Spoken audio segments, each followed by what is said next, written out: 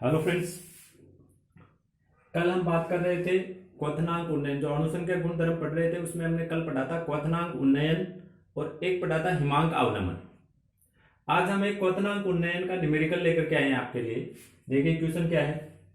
Benzene का क्वथनांक, benzene का क्वथनांक दिया हुआ है 353.23 केल्विन। 90 ग्राम बेंजीन में, 90 ग्राम हमने बेंजीन ले लिया जिसका क्वथनांक हमें दिया हुआ है, में 1.8 ग्राम विलेय पदार्थ मिला दिया है।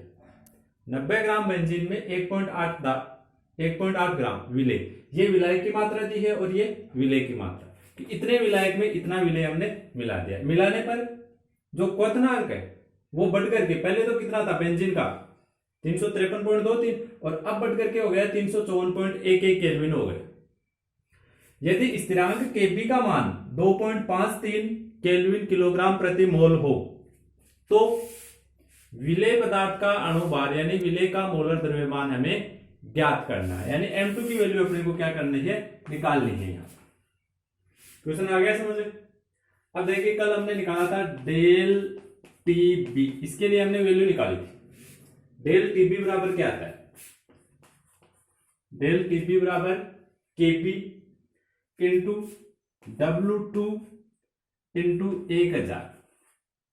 1000 हम केवल तभी लगाते हैं जब विलायक की मात्रा हमें ग्राम में दी हुई हो, और यहां पर देखो बेंजीन जो विलायक है उसकी मात्रा हमें ग्राम में दी हुई है 90 ग्राम, 90 ग्राम दिया हुआ है, इसलिए मैंने लगा दिया 1000 अपॉन M2 इंटू W1। ये निकाला था हमने डेल टीबी। डेल टीबी के लिए फॉर्मूला निकाला था। एक क्वेश्चन में अगला पूछना क्या चाहता है अपने को, M2, तो अपन M2 निकाल लेते हैं यहां से। देखो M2 बराबर क्या हो जाएगा, Kb W2 into 1000 upon del TB into W1। Value देखिए सारी अपने को दी हुई है, केवल रखनी है अपने को। Kb की वैल्यू अपने को दी हुई है 2.53 इंटू W2, W यानी वेट द्रव्यमान है, और 2 यानी किसका है, विलेय का। तो विलेय पदार्थ हमने ये मिलाया इसमें 1.8 ग्राम, 1.8 ग्राम विलेय पदार्थ मिला है, इंटू 1000 अपॉन डेल टीबी। इसकी वैल्यू देखो आपको कहां से मिलेगी, डेल टीबी। डेल टीबी का मतलब क्वथनांक में उन्नयन, यानी क्वथनांक में कितनी वृद्धि हो गई। विलायक का क्वथनांक 353 पॉइंट समथिंग था और विलयन का क्वथनांक हो गया 354 पॉइंट समथिंग। तो डेल टीबी यानी क्वथनांक में वृद्धि कितनी हो गई, ये कैसे निकालेंगे आप। डेल टीबी, पहले क्वथनांक कितना था, अब बढ़ करके इतना हो गया, तो निकाल सकते हैं क्वथनांक में कितनी वृद्धि हुई, 354.11 माइनस 353.23। आ गया समझ में। आपको शुद्ध विलायक का क्वथनांक दिया हुआ है और विलायक से विलयन बनाने के पश्चात जो क्वथनांक होता है वो क्वथनांक भी दिया हुआ है, तो क्वथनांक में परिवर्तन कितना होगा वो आप निकाल सकते हैं। तो ये परिवर्तन आ जाएगा 0.88 केल्विन। ये डेल टीबी की वैल्यू आ गई, तो ये मैं डेल टीबी की वैल्यू रख देता हूं 0.88 केल्विन इंटू W1, द्रव्यमान है किसका, विलायक का, ये हमें दिया हुआ है कितना, 90 ग्राम। ये लीजिए, ये हमने सारे मान रखते हैं। अब आप इसको सोल्व करेंगे तो विलेय पदार्थ का अणुभार या विलेय पदार्थ का मोलर द्रव्यमान अपने को प्राप्त हो जाएगा। इसको आप निकाल लेना, हल कर लेना, इसका आंसर आ जाएगा, हल करोगे तो आंसर आएगा 58 ग्राम प्रति मोल, ये आंसर आ गया। तो इस तरह से आप इजीली इसके न्यूमेरिकल निकाल सकते हैं। ये वैल्यू, ये फॉर्मूला आपको ध्यान में रखना है। इसमें से मोस्टली M2 पूछते हैं, अगर अदरवाइज अदर कोई राशि भी अगर आपको पूछी जाती है, जैसे डेल टी भी पूछता है तो बाकी की सारी वैल्यू दी हुई होगी, या मान लीजिए अगर W2 पूछना चाहता है तो बाकी की सारी वैल्यू दी हुई होंगी, तो आप उससे W2 की वैल्यू निकाल सकते हैं। चलिए आगे बढ़ते हैं।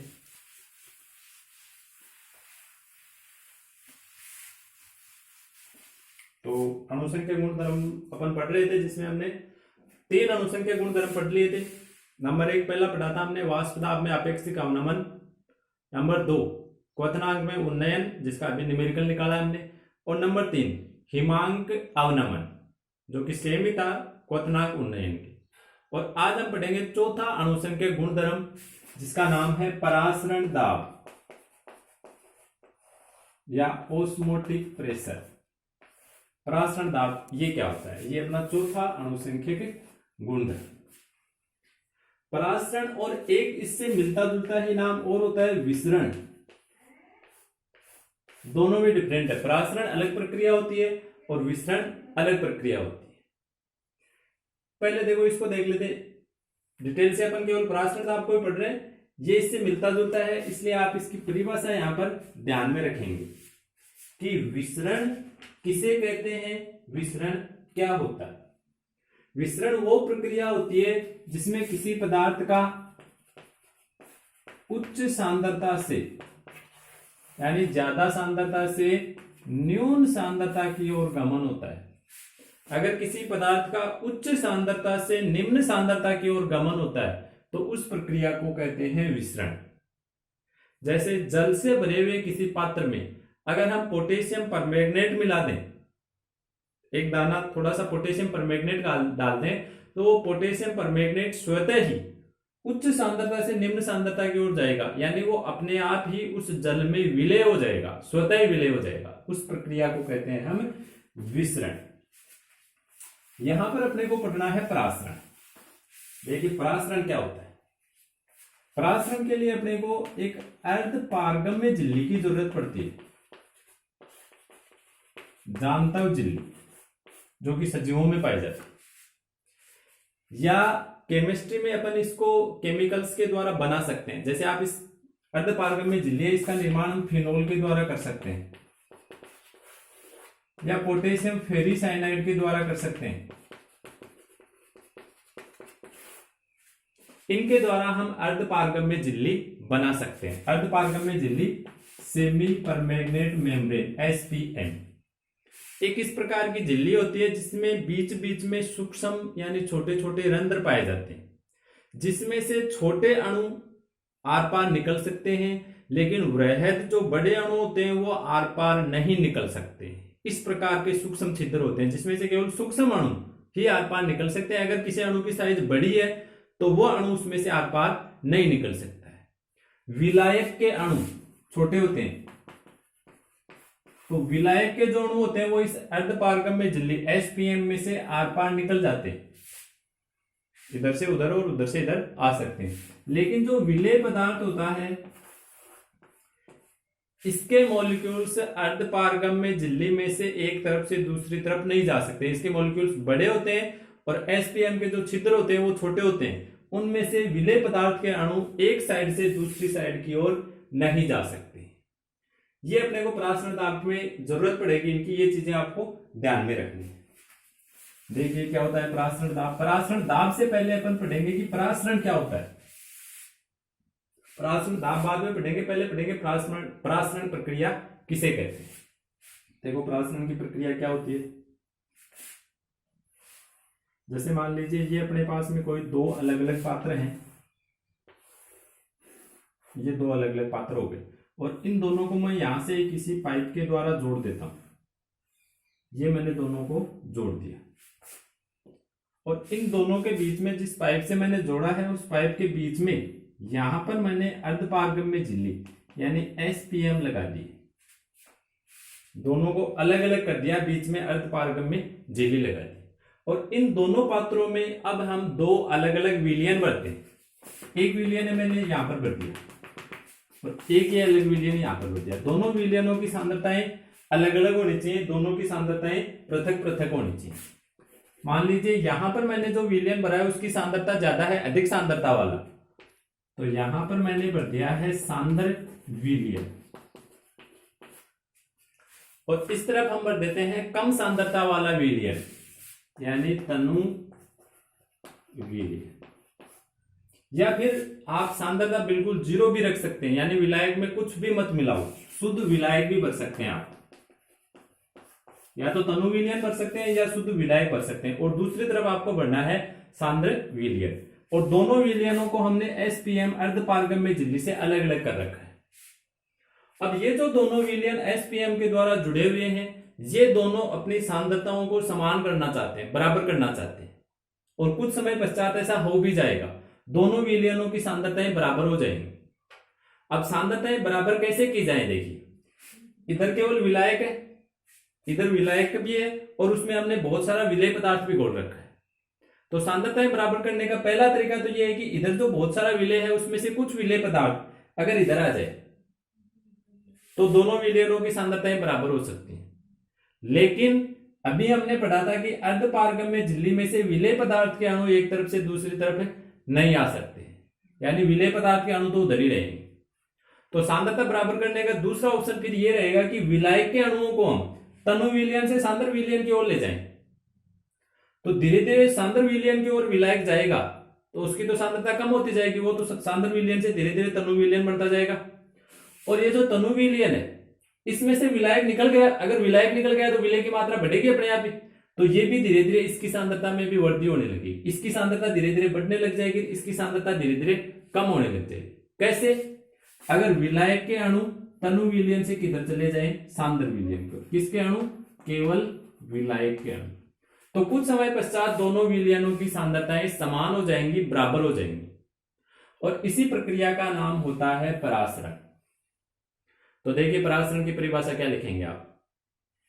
अर्धपारगम्य झिल्ली में से विलायक के अणुओं का तनु विलयन अथवा विलायक से सांद्र विलयन की ओर गमन परासरण कहलाता है। एक बार फिर से सुनिए ध्यान से। अर्धपारगम्य झिल्ली में से विलायक के अणुओं का तनु विलयन अथवा शुद्ध विलायक की ओर से सांद्र विलयन की ओर गमन क्या कहलाता है? परासरण कहलाता है। यह है सीधा सा परासरण की प्रक्रिया होगी। अब देखते हैं हम परासरण दाब क्या होता है। देखिए परासरण दाब क्या होगा। विलायक के अणु देखो इस साइड से इधर आ रहे हैं, और अपन ये जो परासरण की प्रक्रिया होती है हो रही है, हमें इसको रोकना है। देखो विलायक के अणु अगर तनु विलयन से सांद्र विलयन की ओर जाएंगे तो सीधी सी बात है, इधर आपने जो विलयन भर रखा है इसका स्तर तो धीरे धीरे नीचे आ जाएगा क्योंकि विलायक उधर जा रहा है, और इधर आपने जो विलयन भर रखा है इस विलयन का स्तर है वो धीरे धीरे उठने लग जाएगा, क्योंकि इधर विलायक आ रहा है तो इधर मात्रा बढ़ रही है विलयन की, तो इसका स्तर है वो धीरे धीरे उठने लग जाएगा। और हम ये चाहते हैं कि ये परासरण की प्रक्रिया रुक जाए। इसके लिए आपको करना क्या है? इस तरफ दाब लगाना है। ये मैंने यहाँ पर पिस्टन लगा दिया है और इस पिस्टन पर मैं ऊपर से दाब डाल देता हूं। सांद्र विलयन की ओर पिस्टन लगा करके उस पिस्टन पर आपको ऊपर से दाब डालना है, धीरे धीरे, ज्यादा नहीं, थोड़ा सा धीरे धीरे दाब डालना है। और आपको केवल इतना दाब डालना है कि ये विलायक के अणु इस साइड से उस साइड में जाना बंद हो जाए। भाई अगर आप दाब डालेंगे तो ये विलयन का स्तर उठ नहीं पाएगा, उधर विलायक के अणु जा नहीं पाएंगे। तो आपको यहां पर इतना दाब डालना है कि ये जो परासरण की प्रक्रिया चल रही है ये बंद हो जाए, रुक जाए। इस परासरण की प्रक्रिया को रोकने के लिए आप यहां पर जो दाब डालेंगे, कितना दाब डालेंगे, उसी दाब को कहते हैं परासरण दाब।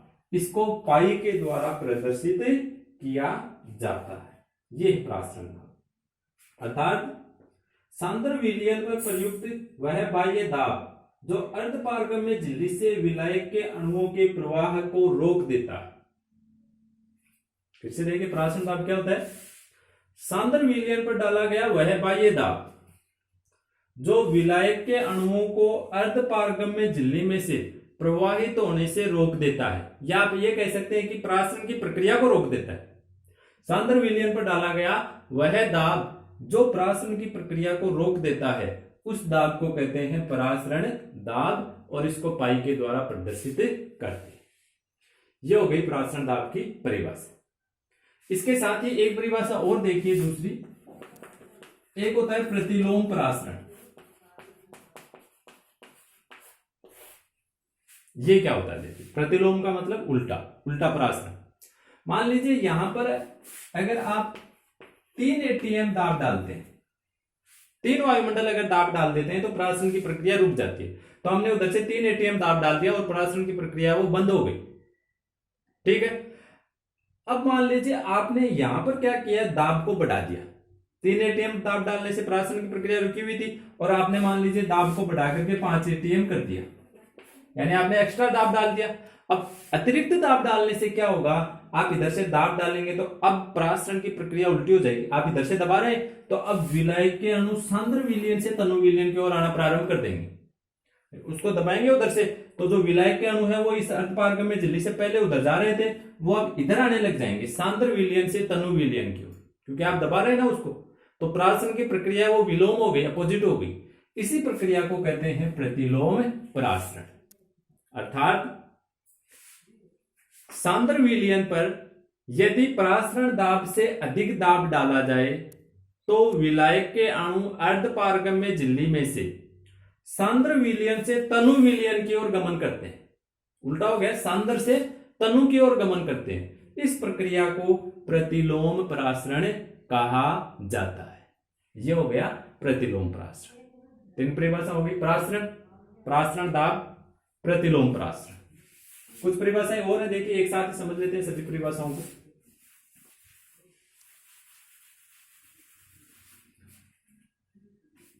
एक होता है संपरासारी विलयन। संपरासारी विलयन ये क्या होता है, मान लीजिए इन दोनों विलयनों की सांद्रताएं बराबर है। सांद्रताएं बराबर होने का मतलब दोनों का प्राशन दाब बराबर है, उन्हीं को कहते हैं संपरासारी। किसी एक विलयन के सापेक्ष यदि दूसरे विलयन की सांद्रता समान हो या किसी एक विलयन के सापेक्ष दूसरे विलयन का प्राशन दाब समान हो, बात एक ही, सांद्रता समान हो चाहे प्राशन दाब, अगर सांद्रता बराबर होगी तो दोनों का प्राशन दाब भी बराबर होगा। किसी एक विलयन के सापेक्ष यदि दूसरे विलयन का प्राशन दाब समान होता है तो उसे समपरासारी विलयन कहते हैं। देखो सम का मतलब समान, प्राशन दाब, समपरासारी विलयन। एक होता है अतिपरासारी विलयन, अति यानी अधिक होगा इस बार। किसी एक विलयन के सापेक्ष यदि दूसरे विलयन का प्राशन दाब अधिक होता है, जैसे यहां पर है ये तनु विलयन है, वो सांद्र विलयन है, तो उसका प्राशन दाब ज्यादा है, उसकी सांद्रता ज्यादा है, तो इस विलयन के सापेक्ष हम उस विलयन को अतिपरासारी विलयन कहेंगे। यदि किसी एक विलयन के सापेक्ष दूसरे विलयन का प्राशन दाब अधिक होता है तो उसे अतिपरासारी विलयन कहा जाता है। और जैसे संपरासारी है, अतिपरासारी है, वैसे ही एक होता है अल्पपरासारी। अल्प यानी कम, अतिपरासारी का अपोजिट हो जाएगा। इधर मान लो सांद्र विलयन है, उधर तनु विलयन है। ये विलयन तो कैसा है, सांद्र है, और ये विलयन कैसा है, तनु। तो इस विलयन के सापेक्ष इस बार हम उस विलयन को अल्पपरासारी विलयन कहेंगे। देखो अल्पपरासारी विलयन किसे कहते हैं, किसी एक विलयन के सापेक्ष यदि दूसरे विलयन की सांद्रता कम हो या किसी एक विलयन के सापेक्ष यदि दूसरे विलयन का प्राशन दाब कम हो तो उस विलयन को अल्पपरासारी विलयन कहा जाता है। तो ये 3 परिभाषाएं और हो गई साथ में, समपरासारी, अतिपरासारी और अल्पपरासारी। इससे संबंधित क्वेश्चन पूछे जाते हैं कई बार। जैसे एक बार क्वेश्चन पूछा गया था कि यदि किसी कच्चे आम को अति लवणीय या लवणीय विलयन में रख दिया जाए तो क्या होगा। देखो कोई भी आपको जैसे सजीव कोशिका दी जाए, जैसे कच्चा आम है, किशमिश, आलू, कुछ भी दे दिया जाए, इसका मतलब वो एक सजीव कोशिका है और सजीव कोशिकाओं के अंदर एक निश्चित सांद्रता होती है। यहाँ पर जैसे आपको अगला आम दे सकता है, किशमिश कुछ भी दे सकता है, ये कोई भी मान लीजिए सजीव कोशिका है और ये बाहर हमने मान लीजिए विलयन कर दिया, ठीक है। जो सजीव कोशिका है इसकी एक निश्चित सांद्रता होती है। अब अगर आपने जिस विलयन में या जिस विलायक में इस कोशिका को रखा है, ये जो बाहर वाला विलयन है, ये मान लीजिए तनु विलयन है। बाहर वाला जो विलयन है वो कैसा है, तनु विलयन। तनु विलयन होने का मतलब इस कोशिका की तुलना में बाहर की तरफ सांद्रता क्या है, कम है। और प्राशन दाब में अभी हमने पढ़ा था कि तनु विलयन से सांद्र विलयन की ओर विलायक के अणुओं का गमन, यानी बाहर वाला विलयन है उसकी सांद्रता कम है, तनु विलयन है, और अंदर वाले की सांद्रता ज्यादा है। तो बाहर वाले विलायक जो विलयन है उसमें से विलायक के अणु अब कहां जाएंगे, इस कोशिका के अंदर जाएंगे। और कोशिका के अंदर अगर विलायक के अणु जाएंगे तो जो कोशिका है वो फूल जाएगी। जैसे जैसे अगर अपन जल में किशमिश को डाल दें तो वो फूल जाती है, इसी कारण से फूलती है। या मान लीजिए आपने ये जो बाहर विलयन रखा है, ये मान लीजिए सांद्र विलयन ले लिया, कोशिका की तुलना में ये विलयन सांद्र है, और परासरण में क्या होता है, तनु विलयन से सांद्र विलयन की ओर गमन, यानी इस बार ये तनु विलयन, कोशिका की सांद्रता कम है, बाहर की सांद्रता ज्यादा है, तो विलायक के जो अणु है वो अंदर से क्या हो जाएंगे, बाहर निकल जाएंगे, और कोशिका पहले की तुलना में और ज्यादा पिचक जाएगी। जैसे मैं आपको ये कहूं कि यदि किसी कच्चे आम को लवणीय विलयन में, लवणीय का मतलब बहुत ज्यादा लवण घोला हुआ है, अर्थात सांद्र विलयन, तो किसी कच्चे आम को देखो लवणीय विलयन में रख दिया तो क्या होगा, तो होगा ये कि जो कच्चा आम है उसकी सांद्रता कम होने के कारण विलायक के अणु उसमें से बाहर सांद्र विलयन की ओर गमन कर जाएंगे, और जो कोशिका है या जो भी कच्चा आम है वो क्या हो जाएगा, पिचक जाएगा, पहले की तुलना में उसकी साइज है वो छोटी हो जाएगी। इस तरह से इसमें आपको क्वेश्चन पूछे जाते हैं।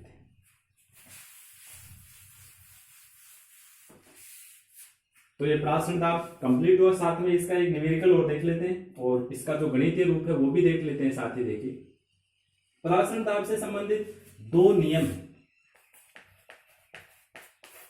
परासरण दाब से संबंधित। नंबर 1 पहला है वान हाफ बॉयल का नियम, वान हाफ बॉयल का नियम, और नंबर 2 दूसरा है वान हाफ दाब का नियम। परासरण दाब से संबंधित ये दो नियम। पहला नियम देखो क्या है, वान हाफ बॉयल के अनुसार किसी विलयन का परासरण दाब पाई विलयन की सांद्रता के समानुपाती होता है, और वान हाफ दाब का नियम इसके अनुसार किसी विलयन का परासरण दाब, किसी विलयन का परासरण दाब विलयन के ताप टेम्परेचर के समानुपाती होता है। यानी पहला तो ये कह रहा है कि पाई समानुपाती होगा सांद्रता सी के, और दूसरा ये कह रहा है कि पाई समानुपाती होगा किसके, टी के समानुपाती होगा। ठीक है, यहां पर आप पाई समानुपाती सी, या फिर इसको ऐसे भी लिख सकते हैं, देखो सांद्रता बराबर क्या होता है, सांद्रता बराबर मोलों की संख्या, मोलों को एन से लिख देता हूं, मोलों की संख्या बटे आयतन। और अगर मोलों की संख्या 1 हो, मान लीजिए जो विलेय पदार्थ है उसका आपने 1 मोल ले रखा है, मोलों की संख्या बाद में बढ़ा लेंगे अपन, पहले ये मानते हैं कि 1 ही मोल है, तो C बराबर क्या हो जाएगा 1/V। तो इसी नियम को हम ऐसे भी लिख सकते हैं कि पाई है वो V के क्या होता है, व्युत्क्रमानुपाती। एक ही बात आप इसको कैसे बोल सकते हैं, वान हाफ बॉयल के अनुसार किसी विलयन का परासरण दाब सांद्रता के समानुपाती होता है, या वान हाफ बॉयल के अनुसार किसी विलयन का परासरण दाब आयतन के व्युत्क्रमानुपाती होता है, और वान हाफ दाब के नियमानुसार किसी विलयन का परासरण दाब टेम्परेचर यानी ताप के समानुपाती होता है। ये दो नियम हैं परासरण दाब से संबंधित। अपन क्या करते हैं, इन दोनों नियमों को एक जगह मिला देते हैं, पाई है वो सी के भी समानुपाती है और टी के भी समानुपाती है, तो दोनों नियमों को मिलाकर के हम ये कह सकते हैं कि पाई समानुपाती सी टी, पाई है वो सी और टी दोनों के क्या है, समानुपाती, या फिर पाई बराबर स्थिरांक लगाते हैं हम एस सी टी, हमने एक स्थिरांक लगा दिया यहां पर एस, और ये जो एस स्थिरांक है, इस एस स्थिरांक की जो वैल्यू होती है, मान होता है, वो गैस स्थिरांक के बराबर ही होता है, आर के बराबर। जो गैस स्थिरांक होता है आर, उसकी वैल्यू और इस एस स्थिरांक की वैल्यू बराबर होती है। तो अगर आप चाहें तो इस एस स्थिरांक की जगह है आर स्थिरांक भी लिख सकते हैं। ठीक है, या पाई बराबर, देखो सी की वैल्यू रख सकते हैं, अभी पढ़ा था हमने, सी बराबर होता है मोलों की संख्या बटे आयतन। तो अगर आपके पास में 1 ही मोल है तो सी बटा, सी की जगह आप वैल्यू रख देंगे मोल बटे आयतन। अगर 1 मोल है तो 1 बटा वी, और अगर n मोल है तो n बटा वी। सांद्रता बराबर होती है विलेय के मोल बटे विलयन का आयतन। ये ध्यान रखना, विलेय का मोल है जिसको अपन N2 के द्वारा लिखते हैं, उसको मैंने केवल यहां पर n ही लिखा है। तो पाई बराबर हो गया nRT/v। या आप इसको n/v को आप c भी बोल सकते हैं। एक ही बात, पाई बराबर CRT या c की जगह आप वैल्यू रख सकते हैं n/v, तो पाई बराबर हो जाएगा nRT/v। यह आ गया प्रासरण दाब के लिए गणितीय रूप, पाई बराबर CRT। इस प्रासरण दाब और जो विलेय का अणुभार होता है उसमें भी संबंध निकाल सकते हैं आप यहां पर n की वैल्यू रख करके। देखिए कैसे, यहां तक समझ में आ गया होगा। हमने दोनों नियमों को मिलाया है, केवल पाई सी के और टी के दोनों के समानुपाती था, तो एक साथ लिख दिया और स्थिरांक लगा दिया और सी की वैल्यू रखी है केवल n/v। अब अपन पाई यानी प्रासरण दाब और विलेय का अणुभार यानी m2, इन दोनों में संबंध निकाल सकते हैं इस समीकरण के द्वारा। पाई बराबर nRT/v,